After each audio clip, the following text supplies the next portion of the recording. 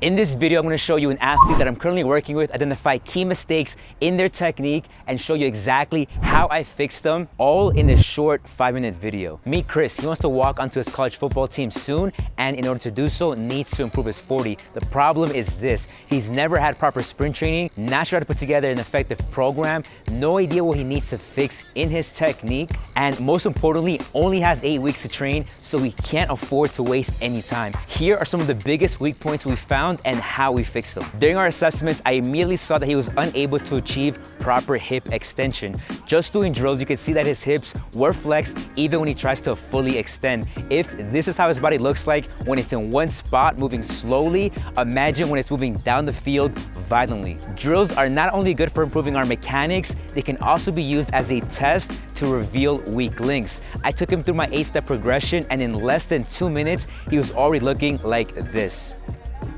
One of the most important parts of the 8-step progression is the standing single leg thrust, because even though he was making improvements through the first 3 steps of the progression, he was still struggling to make the mind to muscle connection that it takes to fully extend through the hips. This movement forces you into that position, and the mind to muscle connection will become easy because your glutes fire off like a rocket and achieve maximum contraction. So I encourage you to take this exercise and try it out if you're struggling with this as well. But here's the thing: correcting technique isn't easy. One of the biggest traps you can fall into is overanalyzing, something I've been guilty of in the past. Instead, if we look at KPIs, key performance indicators, we can focus on the fundamentals that matter the most, rather than trying to fix everything at the same time. This is a concept Richard James explained to me in his office a few months ago. Richard is an Olympian and world champion from Jamaica, accomplished D1 coach, and now director of performance at one of the most elite private schools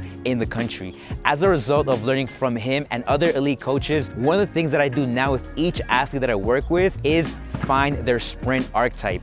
This is a process I've created because it makes it really easy to design an effective program once you're able to categorize each athlete accurately. The important lesson here is not to overanalyze technique and focus on finding the 1 to 3 things that are going to have the most ROI in our performance. Having the ability to achieve proper hip extension is one of those things. The same way poker players have a stone cold look on their face at the table is the same way I want my athletes to look like when sprinting, like an icy poker player, because if you tense up, your face will immediately show it. And on the other hand, if you relax your face, your body will typically follow. Relaxing is important, but it's rarely explained why. Here's my quick explanation. Imagine your muscle like a rubber band. When you're relaxed, it's somewhat like having a super stretchy rubber band that lengthens and contracts fast. When you tense up, it's somewhat like having a rubber band that barely lengthens and contracts slowly. Just by telling Chris to relax his face, he went from this to this. If you're really struggling with relaxing, one thing you can do is practice arm swings with the sun in your eyes. Keep the face relaxed, and soon it will become a habit. This weak point we discovered while working on his top speed. I had him doing Wicket drills, a powerful training tool that was taught to me by 2-time Olympian Mateus Bueller. In this case, we're using markers on the ground, and he was able to clear all of them without a problem except for the last one. He kept stepping on it, and it wasn't because it was spaced out larger. The previous 2 wickets had the same spacing. Ideally, an athlete's stride will lengthen as speed increases and their body travels further on each step. In this case, Chris's stride was actually closing up around 10 yards, and as a result, he was losing speed towards the end of his drive phase. A big problem for anyone trying to improve their 40. I get excited when I find stuff like this, because if we didn't have the wickets set up, measured correctly, we would have no idea that this was even happening. Now, here's how we fix this problem. I had him take longer rest periods and focus on striking down. That's it. There's plenty of research to support the idea that longer rest times lead to a significant improvement in sprint performance. Finding the weak links is difficult, but the solution doesn't always require fancy equipment or drills. Applying the fundamentals can go a long way. Here is an example workout directly from the National Strength and Conditioning Association.